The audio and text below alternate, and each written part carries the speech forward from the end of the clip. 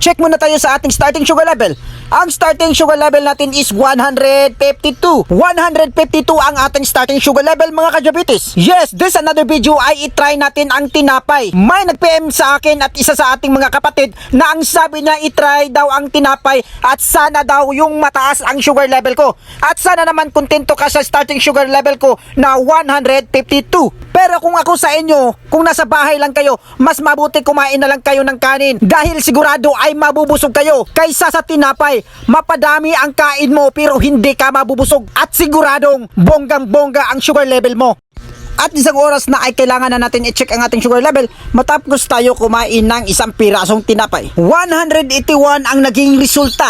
So 181 minus 152 equals 29.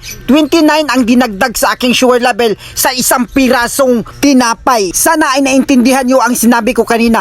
Mapadami ang kain mo sa tinapay pero bonggang-bongga ang sugar level mo sa isang piraso pero hindi ka pabusog. Sana ay nakatulong at mabuhay tayong lahat mga ka-diabetes.